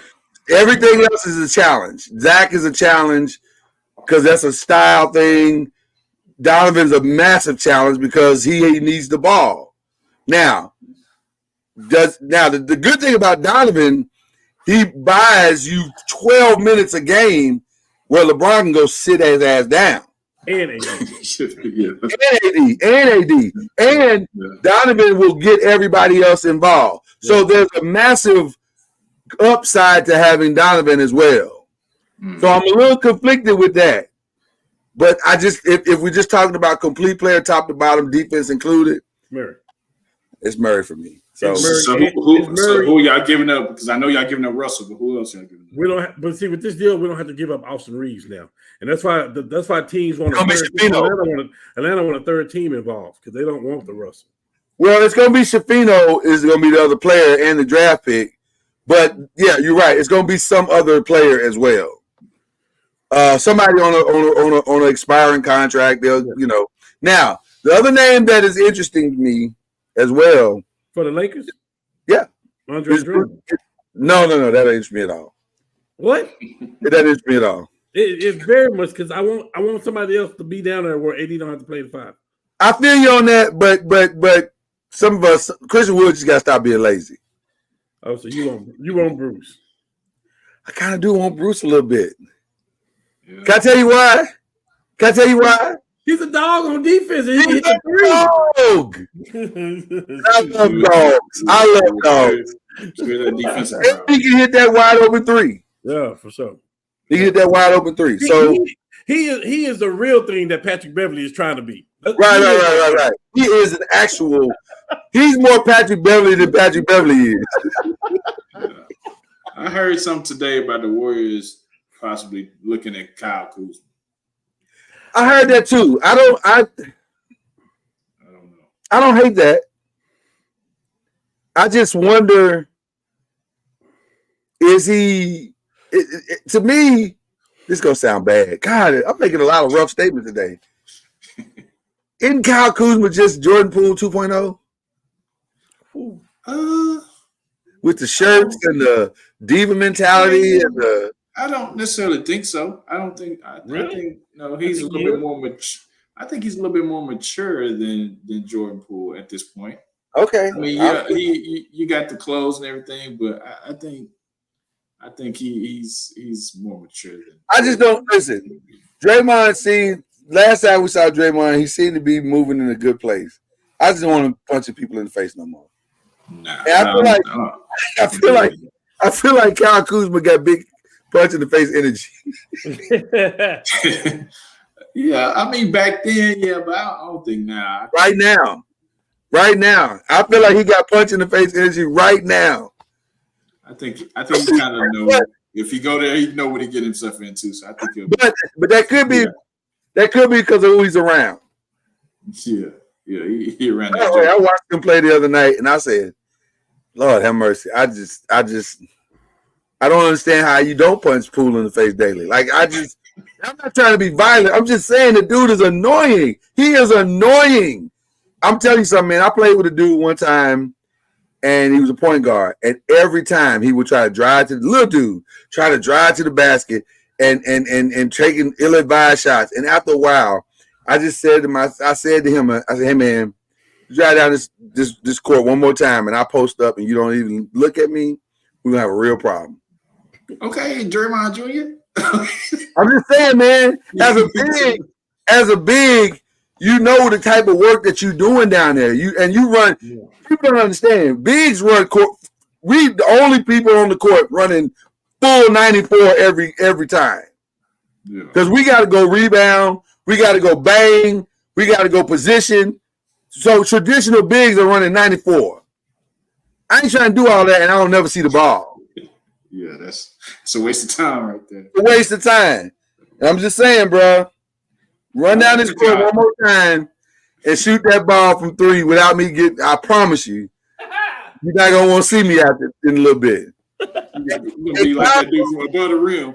You're gonna be like that dude from above the rim. I'm just saying, but Kyle Kuzma and Jordan Poole give me that. Facts. They give me that. You just be like, I'm trying not to choke you out, but you leaving me no choice at some point. Like I may have to choke you out. Yeah. Okay, I'm sorry.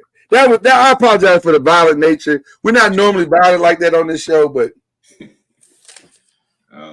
Chad, you brought up something about Kyle Kuzma, but I think you buried the lead.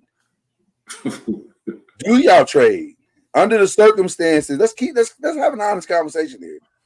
Under the circumstances that y'all are in, they only have one player with value now. They only have one player with any kind of value. And that's who? Clay. That's the only value they got now.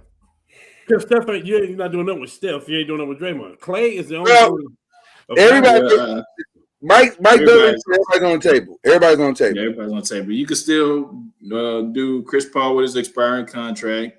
You can still do Moody, Kuminga. Nobody wants Kuminga or Moody. Nobody wants them. Listen.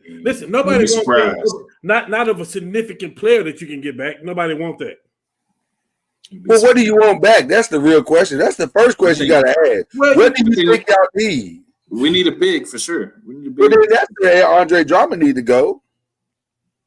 Well, they need something better than that. You need to put some kind of draft pick package future together to get Cat over there. At this point, Cat and because you owe it to Steph to get another superstar over there that can keep him over there for the next 5-6 years. We can offer Wiggins, Kuminga, Moody, expiring Chris Paul, and some other stuff. Get that Chris Paul thing. That's not gonna happen.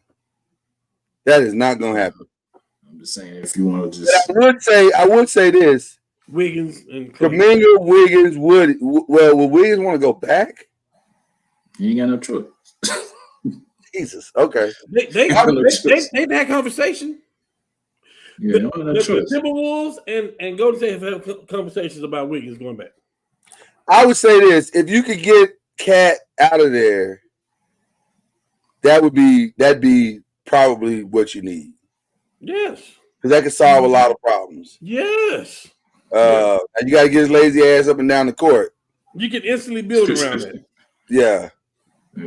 So that would be the move if we were to make a move. But if anybody could push him to his greatness, it would be Draymond. Because Draymond ain't all the way delivered. He ain't gonna do it on the court, and he ain't gonna do it on like the camp. But like when the camera, like in the locker room, though, that choke out is still real. Like it can really happen. Yeah. I love Draymond. Shout out to Draymond. Okay. Just depends on if they want to stay pat and just go for next season, or depending on, like you said, their motivation and how far they can go. But if they want to just try for next season, they can do that too. So it's going to be interesting to see. It's going to be very interesting. Y'all impressed by just this is just me asking before we get to our picks. Y'all impressed by Zion's amazing dunk? I am. Yes. Yeah. You say why? No, I said you are. Yeah. You was impressed. Yeah, because half his body was behind the backboard. Yes. Yeah. I'm gonna say the same thing that little girl said to Coach's daughter in Remember the Titans when Coach Boo's daughter said to Coach Yo's daughter in Remember the Titans when she was so excited about the football game, and she looked her right in the eyes. She said, "I do not care."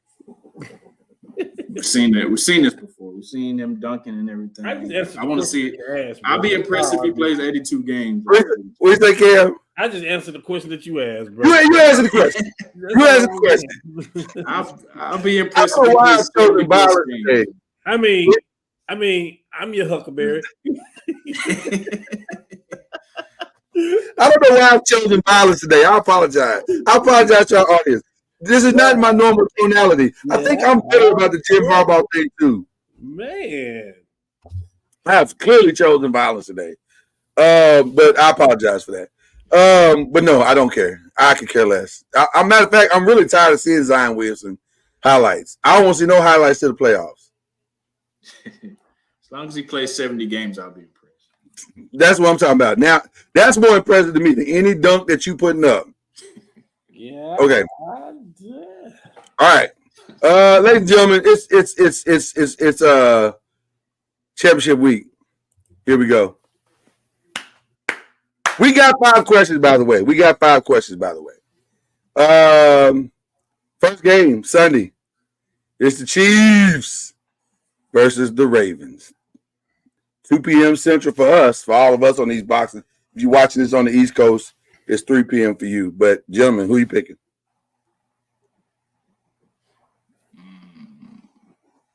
I'll clear the deck. It's the Ravens for me. And Mark Andrews is playing too. It's the Ravens for me. Oh, okay, yeah. You just sold me right there. You sold me. It's Ravens for me. And I'm gonna say something else. And I don't know if y'all ready for what I'm about to say. The Ravens are choosing violence this weekend. Maybe that's why I'm so hyped. Because I think they're choosing violence. And I have a strong feeling. There's a reason why this is the 3 p.m. game. You can fool some people some of the time. And I'm looking at you, Buffalo. But you can't fool everybody. And you can't fool a real one. The Ravens are choosing violence. Roquan Smith said, and I quote, he put his pants on like I put my pants on. Roquan Smith, Queen, Kyle Hamilton, they are choosing violence this weekend. And it ain't even, listen, Lamar gonna do what Lamar do. But the defense of the Ravens is choosing violence this weekend. And by the way, Marlon Humphreys is back. Good luck to you, Chiefs. Yeah. You made a great argument. So yeah, Baltimore's my pick. Okay. Now they may shock if they listen. I may be coming on here with full repentance next week. Hey man, Taylor Swift might be in the street again doing the swag surf again, man. You know. I listen. That to me, that's be the best part. Silence and Taylor Swift, that'd be the best part. Go ahead. I'm sorry. I chose violence this week and I apologize. Did I apologize earlier? I apologize. Go ahead. Cam, go ahead. Don't give me no gun. By the way, Facebook, that's a quote from a movie. We're not talking about guns, okay? Stop trying to shut us down, damn it. Okay, go ahead.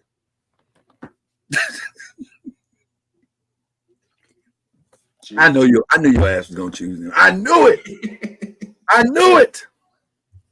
That's all right.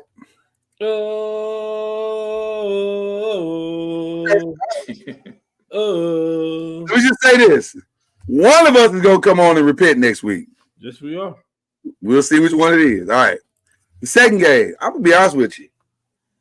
I don't know. Oh, I know. I don't know. Well, Cam, you go first then. Detroit.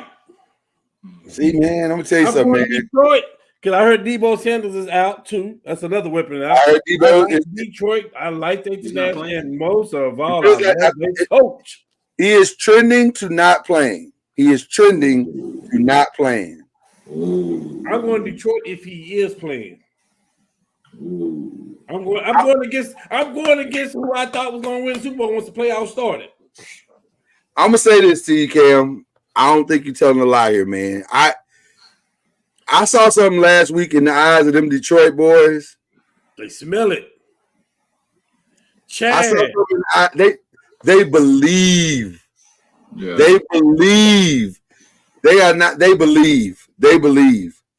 I'm in the car with you. Let's grab some Detroit style pizza and just ride to the stadium and see what happens. Chad Hudson. Hey, we got him in the league. You got him in the league, brother. Listen. I'm with you. They look good, man. And let me tell you something. Every time I watch Penei Sewell play, it pisses me off because it should have been ours. He is a grown. Everybody gonna be talking about Trent Williams this weekend, and they should. Trent is that dude. We got him in the league. Yeah, he that dude. You got to give it up. But that damn Penei Sewell, Lord have mercy. Yeah. Lord have mercy. He is a problem. So I'm going Detroit, man.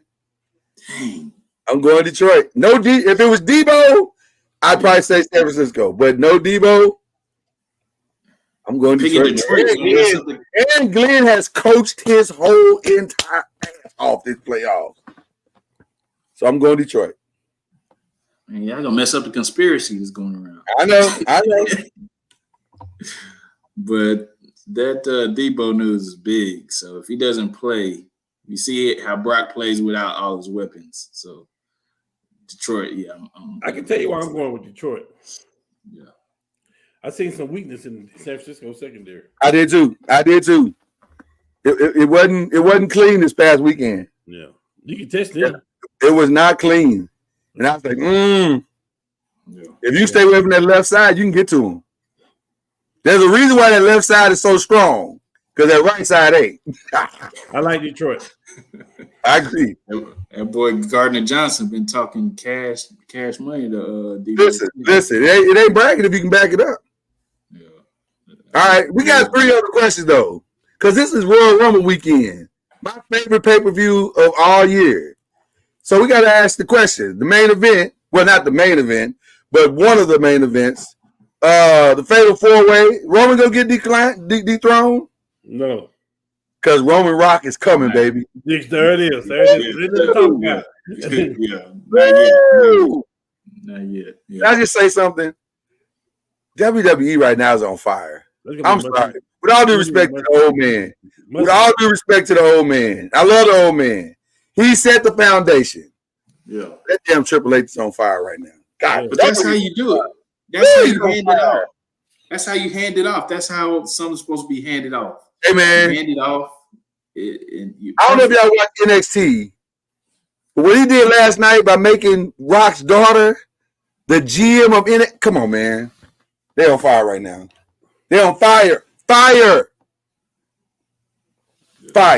I'm sorry. And now Roman Reigns, Rock, going to lead out 40. Punk, Cody Rhodes is the backup. Triple threat match between Nia, Ripley, and Becky. Come on, man. Stop playing with me. They on fire, man. Stop playing with me. Bianca Belair versus Jade Cargill. Stop playing with me. Stop playing with me. Y'all think that's gonna happen? Think that's gonna happen? I think it's a strong. Listen, I think this is gonna be one of the best Royal Rumbles we've ever seen. Which brings us to the last two questions: who wins the women's? I am shocked that Vegas has heavy odds for Jade Cargill. Yeah, I think so. That's the best time to bring her in right there. Is she ready for it though? She's been working with Natty. Who is the right person. That's the right person to get you ready. But in the Royal Rumble, you don't have to do that much. I mean, that's my point. That's my point. That's my point.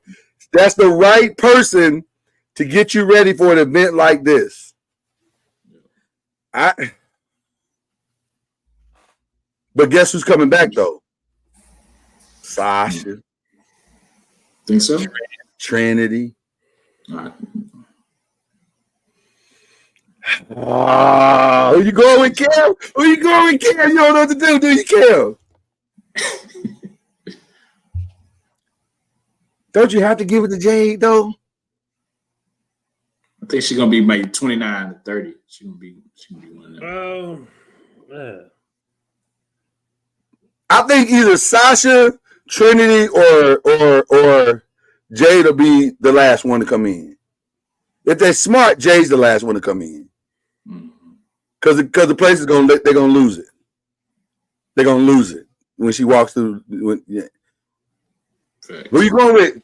Cam, Chad, y'all stalling. Who y'all going with? I already told you. Who'd you say? I already told you. I said Jade. You think Jade's gonna win it? Yeah. Ain't nobody gonna beat Big Dog over there. I think Nia's gonna win it. Yeah, ain't nobody gonna beat her. I think Nia's gonna win it. She's poised to win it. I think Jade's gonna have a hell of a showing. I think she's gonna have a hell of a showing. But I agree with you, Cam. I think it's Nia's. I think it's Nia's time. They made sure she got back on the show for this. I think there's a reason why. I think the thing that's missing from the women's division is a true villain. You need a villain. You need somebody that the fans can get behind that's equal to the Roman Reigns boo on the women's side. And they don't have that. Because Rhea, when she's with Judgment Day, they'll boo her. But when she by herself, they love her. Yeah. You need a villain. And I think Nia's that villain. So I think Nia wins it. I agree with you. But what about the men's side, though? That's a little bit more. That's a little harder. There's two names that could allegedly be coming back for this weekend to the Rumble. One is obvious. Brock Lesnar. But I don't think they'll give it to Brock. But the other one is we just talked about it. Because there has to be a clear path to them fighting, right? Yeah, you can't just jump in line in front of everybody. So Rock. If he's in it, he's going to win it. We know that for a fact. If he's in it, he's going to win it. I agree. If he's not in it, I think CM Punk wins. But what's the game by having CM Punk win, though? I don't think there's nothing to gain there. Because CM Punk is going to be one of the main events of wrestling, whether he wins it or not. to me, the best, especially with Seth going down, because I know they're saying Seth is going to try to make it back. I don't think Seth is going to make it back. Yeah. I haven't picked yet. Yeah, I don't really know how that could go, man. I agree that if Rock is in it, I think we all agree that if Rock is in it, it's his to lose. Yeah. He wins it, right? We would all agree with that. But let's talk about a no Rock Royal Rumble. Who wins it? Maybe the Russian guy. Gunther? Yeah.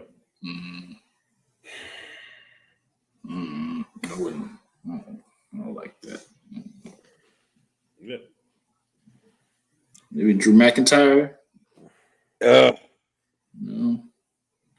It would have to be somebody. Oh man. It would have to Brock be. Lesnar too. Yeah, it would have to be like somebody like that. I like Brock Lesnar too. If you come back, I think it's CM Punk though. You going with It's CM got to Punk? be like a name. It got to be a CM Punk or a Cody or somebody like that. I'm hoping for something really raggedy, like a CM Punk Cody tie or something crazy like that. That they tied 3 times in a row or something crazy like that or something. I don't know.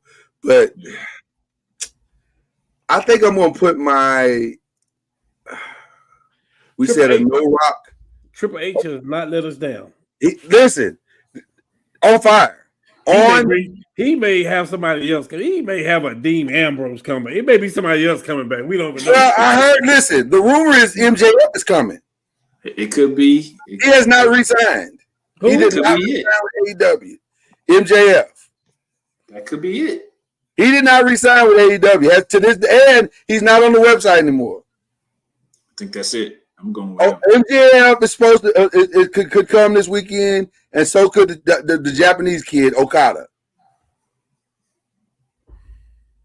So listen, this could be a legend. This is setting up to be a legendary Royal Rumble. Where's legendary? Like the name that they're throwing out there, the storylines that are floating around.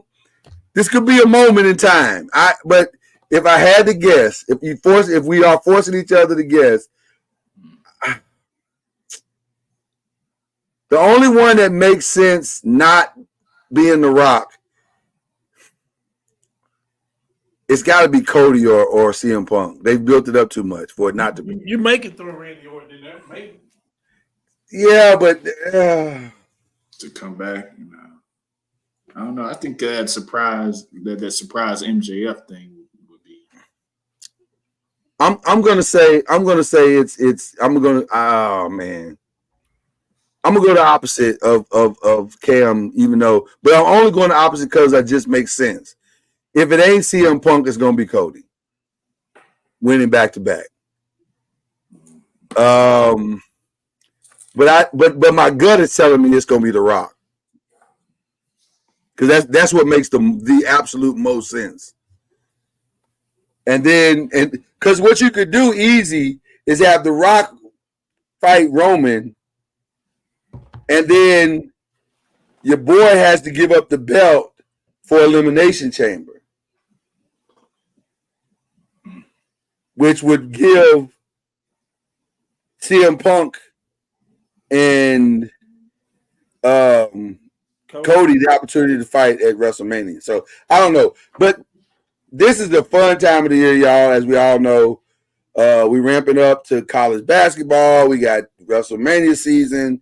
The Royal Rumble this weekend. It's championship week. It's gonna be a fun time this weekend. As the great T.O. tells, get your popcorn ready. This is gonna be a fun weekend, guys. Who you shouting out this week? Want me to go? Okay, I got a special shout out. Okay. Shouting out my little brother. His birthday was yesterday. Shouting him out, 40th birthday. Shout you out, man. Also, I got another special shout out. I'm shouting out Tristan Thompson for being an idiot. You're an idiot, sir. Just be cheating. You'll be cheating. Ooh, you be cheating. cheating all aspects of your life. So. Cheating all over the world. Cheating out, man, it's just terrible. And shout out to the newly crowned Hall of Famers for the MLB. So it's a big okay, sorry. Had to get it out. That's all I got. All right. Cam, who you shouting out, brother? Well, of course, shout out to you guys to the 5. I love it. Shout out to my lovely fiance who keeps that smile on my face. Shout out to John who's ramping up, getting ready for that merge over there too.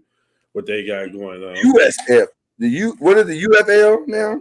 USFL. Yeah. No, UFL. The winner of this one, the winner of this one. Yeah. Okay. Yeah. I have my ultimate shout out too today because I ain't been on in a couple of weeks. I have an ultimate shout out. Talk to us, brother. Because his team won. And shout out to Chad Major for the Michigan Wolverines. That's enough said for me. I was waiting for you to acknowledge me. I was waiting for you to. He said, "Did you just put Roman Reigns? Acknowledge me. Acknowledge me. What just happened? He said, acknowledge me. I appreciate that. Man. I appreciate that. That escalated quickly. I didn't see that coming at all. Okay, acknowledge me. Woo, okay. Obviously, shout out to you fellas. Love y'all, man. Love how we ramping up a little bit here. It's been good. I'm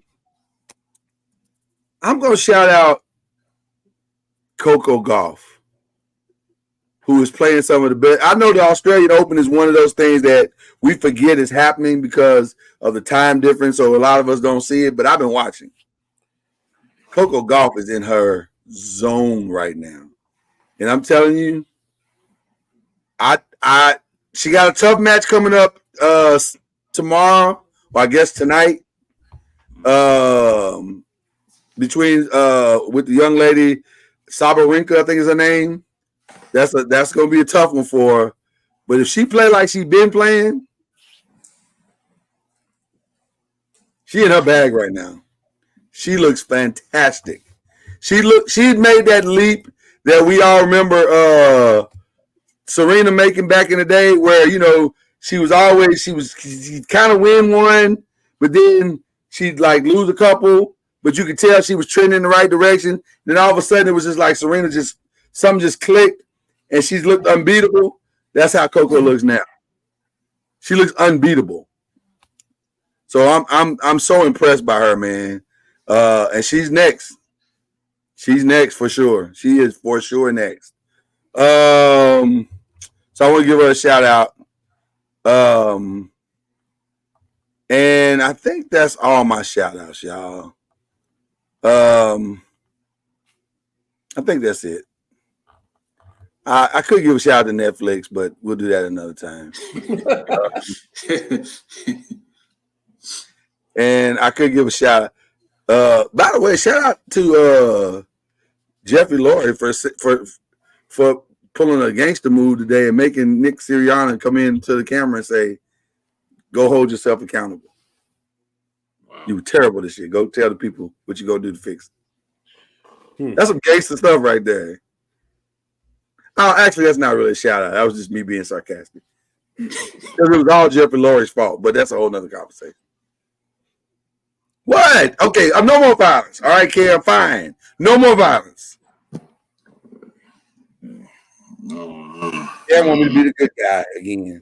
We can say that about that other guy in Dallas, too. Well, when we get on next week, I'm going to talk about Trae Young. Because I know where Trae Young going. Really? Trae Young is going to be a San Antonio Spur. There's going to be a 1-2 punch over there.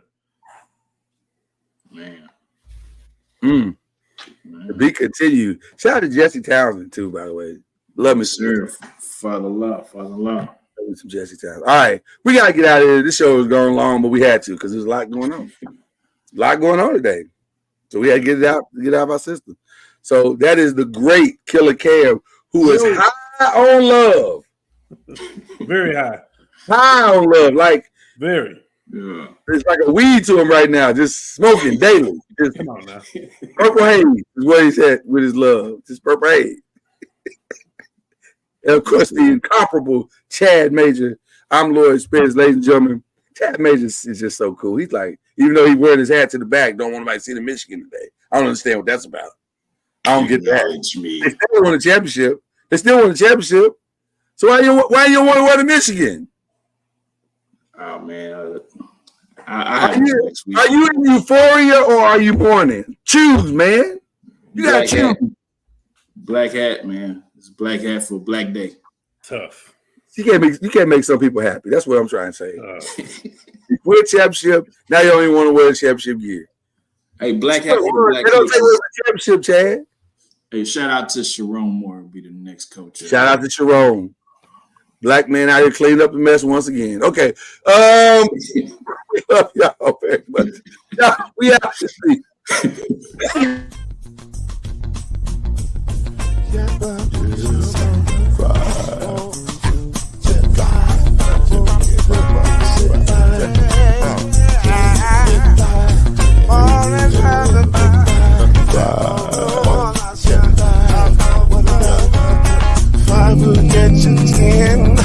When you're plugging in with the